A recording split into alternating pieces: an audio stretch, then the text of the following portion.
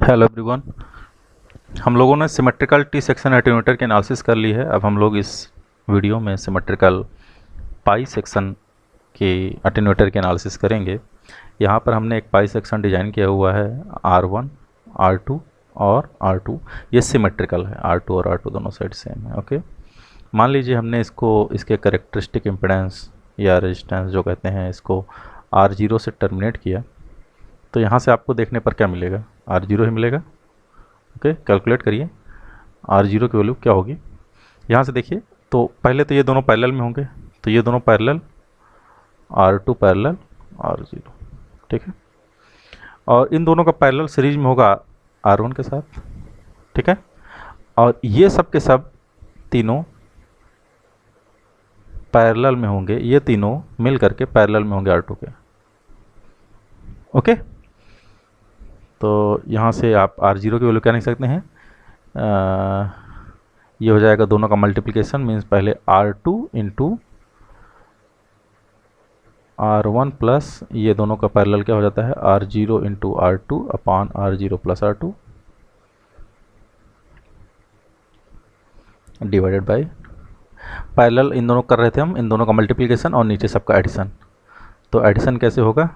तो R2 plus R1 plus R0 R2 divided by R0 plus R2, ठीक है। Clear? तो चलिए अभी इसको यहीं पर रहने दीजिए, इसको हम आगे भी देखेंगे। अब चलिए मान लीजिए हमने ये एक पाई सेक्शन लिया हुआ था, सिमेट्रिकल पाई सेक्शन, और यहाँ पर हमने एक सोर्स कनेक्ट किया हुआ है। एक सोर्स कनेक्ट कर देते हैं जिसका इंटरनल रेजिस्टेंस R0 है, ठीक है। मान लीजिए इस सोर्स से जो करंट फ्लो हो रही है, इनपुट करंट, वो IS है, ठीक। और यहाँ से पाई सेक्शन से निकलने वाली करंट IR है जो कि लोड में जा रही है, जिसका रेजिस्टेंस R0 है, ठीक है। मान लीजिए ये करंट I1 है, ठीक है। करंट डिवीजन रूल लगाइए, IS दो पार्ट में डिवाइड हो रही है, इधर I1 जा रही है, तो I1 की वैल्यू क्या हो जाएगी? करंट डिवीजन रूल से I1 दो पार्ट में डिवाइड हो रहा है, IS इधर आ रहा है, तो आने वाली करंट IS है इंटू जिस ब्रांच में हमें निकालना है वो इस वाला ब्रांच है, जिसमें नहीं निकालना है वो उसका रेजिस्टेंस R2 डिवाइड बाई ये I1 किस में जा रही है? ये I1 इस पूरे में जाएगी, तो इस पूरे का रेजिस्टेंस कितना होगा? इन दोनों का पैरेलल के साथ सीरीज में, तो मतलब R1 सीरीज में है किसके साथ? नहीं, नीचे R2 भी जुड़ेगा ना, नीचे R2 भी जुड़ेगा, R2 plus R1 plus R2 plus R1 plus R0 into R2 divide by R0 plus R2। Clear? ये हो जाएगा आपका I1।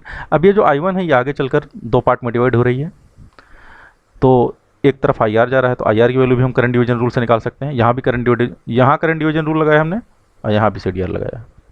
यहाँ CDR लगाएंगे तो I1 से हमें IR मिल रहा है, तो IR इक्वल टू आने वाली करंट I1 की ये पूरी वैल्यू है, लिख दीजिए IS into R2 upon R2 plus R1 plus R0 into R2 divided by R0 plus R2। ये पूरा हो गया। क्या हमने था? ये आने वाली करंट ये हो गया, इंटू जिसमें नहीं निकालना है वो ऊपर डिवाइड बाई R2 प्लस जिसमें निकालना है वो है R0। ये करंट डिवीजन रूल आप लोग बार बार देख लीजिए, या फिर आप KVL लगाइए सिंपल सा। फिर या तो आप KVL लगाइएगा, पहले इसमें लगाइएगा फिर इसमें लगाइएगा, या फिर आप CDR, चाहे जिससे जाए। मैं CDR से जाता हूँ तो एक दो स्टेप आपका कम हो जाता है। अब आप देखिए यहाँ पर ये जो वैल्यू है R2 डिवाइडेड बाई ये पूरा का पूरा, इसको हम यहाँ से R2 डिवाइडेड बाई ये पूरा का पूरा हम लिख सकते हैं इसको IR इक्वल टू, यहाँ से देखिए ये पूरा सेक्शन को हम लिख सकते हैं R0 डिवाइड बाई ये सेक्शन, ये पूरा सेक्शन यही है, ठीक है। तो यहाँ से हम लोग इसको ऐसे लिख सकते हैं IS इंटू, हमें क्या रिप्लेस करना है? R2 upon this whole one equal to हो जाएगा R0 अपॉन ये पूरा चला जाएगा इधर R1 plus R0 R2 upon R0 plus R2, ठीक है, इनटू है R2 upon R2 plus R0, ठीक है। इसको ब्रैकेट में कर लीजिए। तो अब आप देखिए इसको मल्टीप्लाई भी कर सकते हैं। तो मल्टीप्लाई करेंगे तो यहाँ से आपका आई आर की वैल्यू आ जाएगी, I R equal to I S into, ऊपर दोनों का मल्टीप्लिकेशन होगा तो R0 इंटू R2, नीचे जब होगा तो नीचे देखिए R1 R2 R1 R0 R1 R2 plus R1 R0 plus इसमें मल्टीप्लाई होगा तो ये दोनों कट जाएंगे, बचेगा R0 R2। मल्टीप्लाई किया हमने सिंपल। अब I S upon I R की वैल्यू निकाल लीजिए, I S upon I R, I S upon I R ये ऊपर जाएगा या नीचे जाएगा, तो I S upon I R, या फिर इसी को हम एन भी कहते हैं, ठीक है, इक्वल टू वैल्यू आ जाएगी R1 R2 plus R1 R0 plus R0 R2 divided by R0 into R2। Clear, कोई डाउट यहाँ नहीं होना चाहिए। अब यहाँ से देखिए n की वैल्यू क्या आ जाएगी आपकी, डिवाइड करिए, R0 R2 से डिवाइड करेंगे, R2 R2 कैंसिल हो जाएगा, बचेगा R1 upon R0, R1 upon R0 plus यहाँ क्या कैंसिल होगा, R0 कैंसिल होगा, R1 अपॉन R2, और यहाँ क्या बचेगा, यहाँ 1 बचेगा। तो यहाँ से आपको n-1 की वैल्यू आ जाएगी, n-1 equal to R1 upon R0 plus R1 upon R2। इसको इक्वेशन नंबर 2, इसको इक्वेशन नंबर 1, ये सब बना लीजिए, ठीक है। अब चलिए फिर यहाँ पर आइए, ये जो हमने छोड़ा था, यहाँ देखिए, यहाँ देखिए R0 इक्वल टू, ये इसको दोनों का डिनोमिनेटर सेम करिए,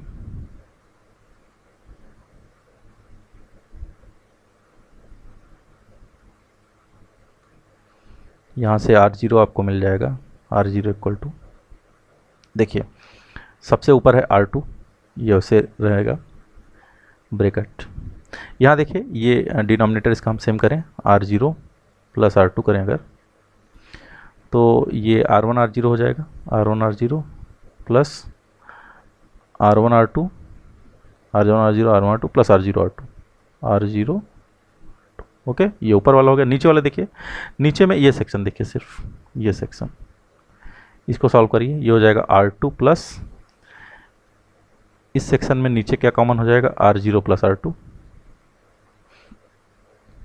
ऊपर क्या हो जाएगा, R1 R0 plus R1 R2 plus R1 R0 plus R1 R2 plus R0 R2।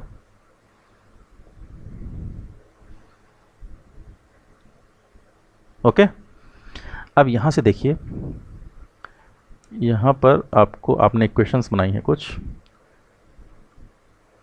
Equation number 1, ये देखिए, यहाँ से ये जो ऊपर वाला टर्म है दोनों में, this one,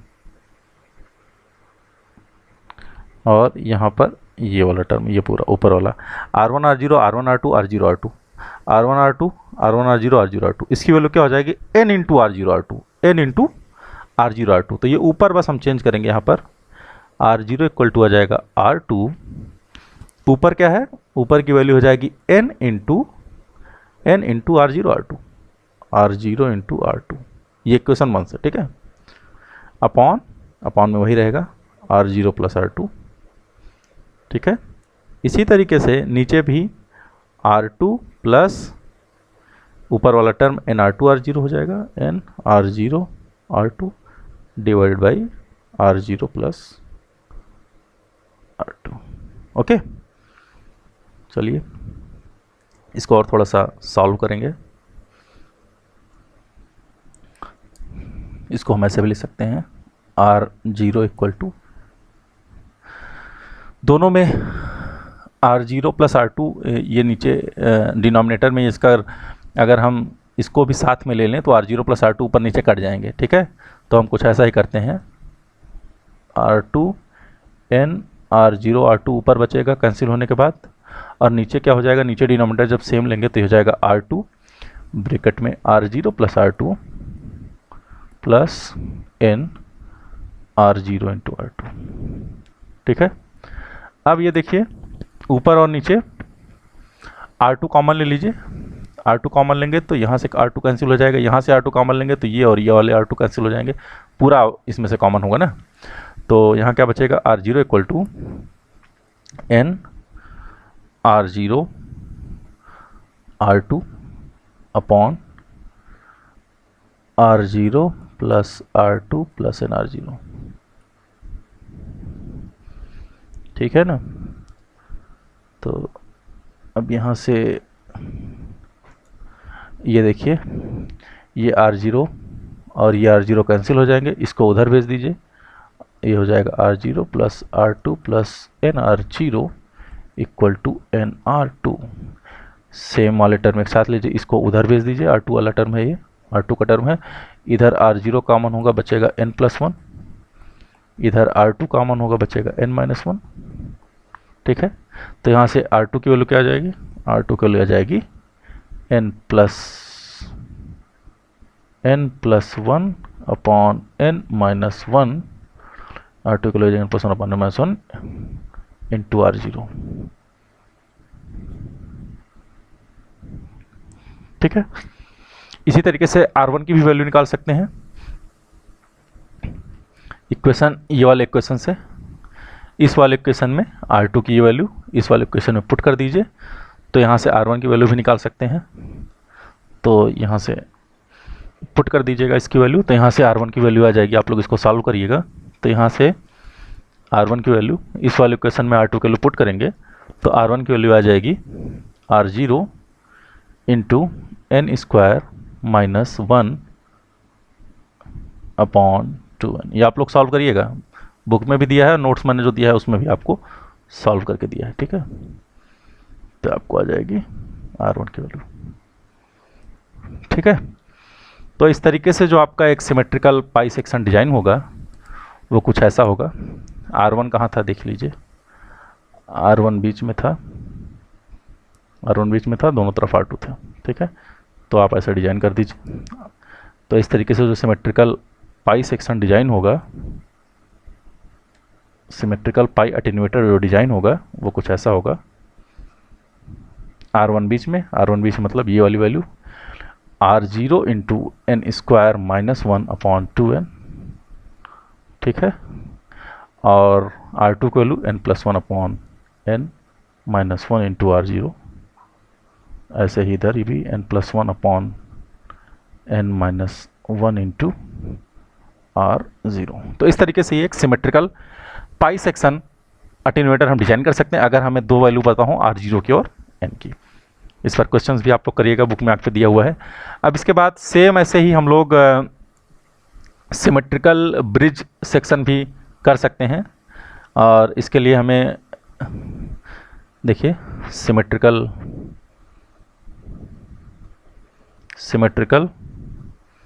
bridged T type attenuator, T type attenuator भी कर सकते हैं। ब्रिज टी टाइप अटेन्यूएटर की जो कैसे बनता है, ये कुछ टी टाइप बनता है। पहले तो टी सेक्शन बना लीजिए, और टी सेक्शन बनाने के बाद इस पर आप एक ब्रिज के रूप में एक रेजिस्टेंस लगाते हैं। इनकी वैल्यूज़ मान लीजिए ये R1 है, ये R1, ये R2, ये R3, ओके। तो ये हो जाएगा एक तरीके से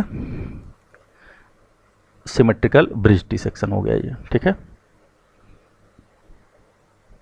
अब यहाँ पर हमें क्या निकालना है, सिर्फ R1, R2 और R3 की वैल्यू पता चल जाए। तो R1 की वैल्यू यहाँ होती है R0 के बराबर, R2 की वैल्यू होती है R0 अपॉन N-1 के बराबर, और R3 की वैल्यू होती है R0 इंटू N-1 के बराबर,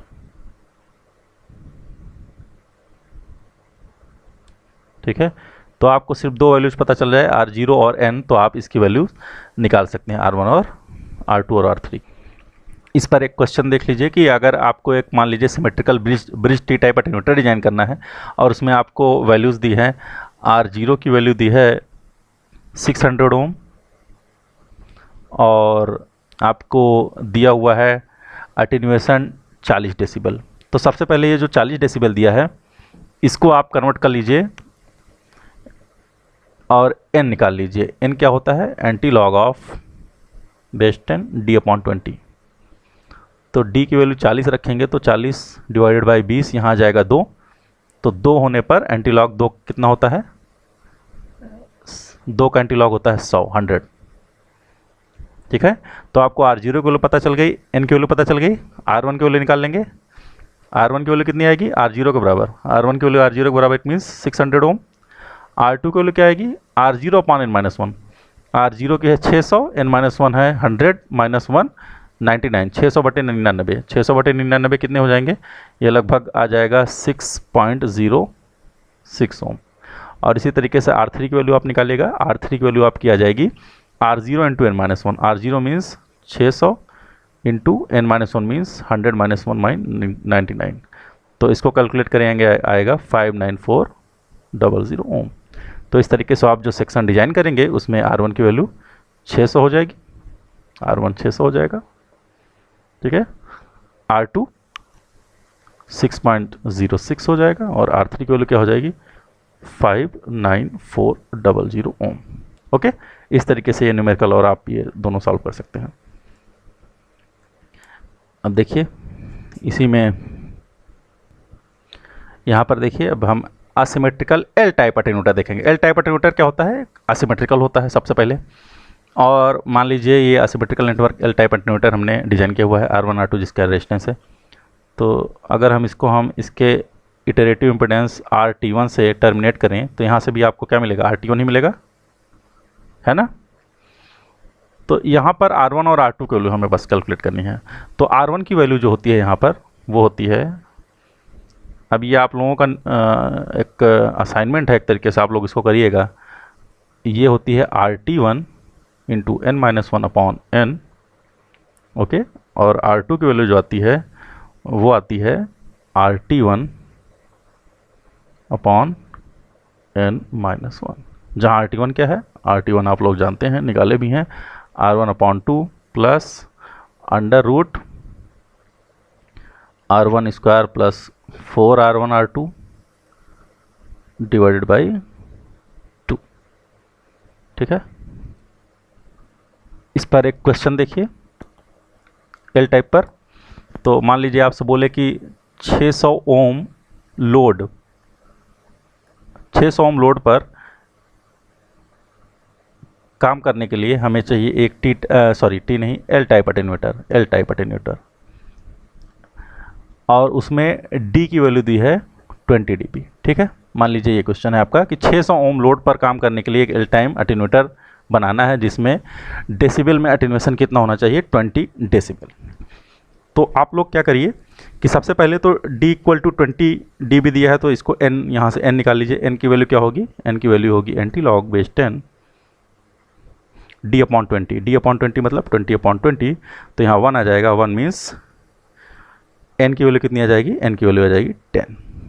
ठीक है, 600 ओम का लोड है, तो लोड 600 ओम है, इट मीन्स RT1 की वैल्यू आपको दी हुई है RT1, इसकी वैल्यू है आपको 600 ओम। तो यहाँ से अब R1 और R2 निकाल सकते हैं आप। R1 की वैल्यू क्या होगी?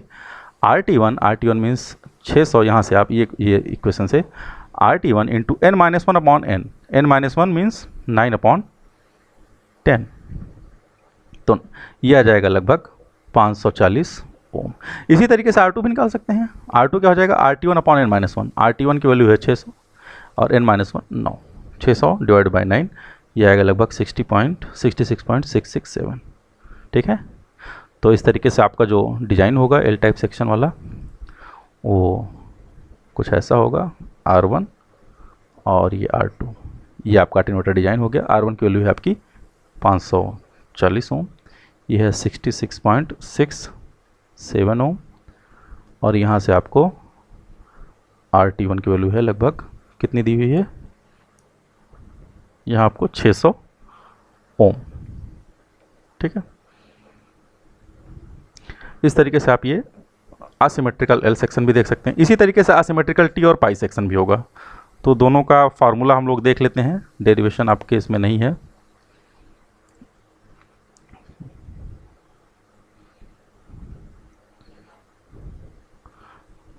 अब या तो आप लोग एक काम करिए, असिमेट्रिकल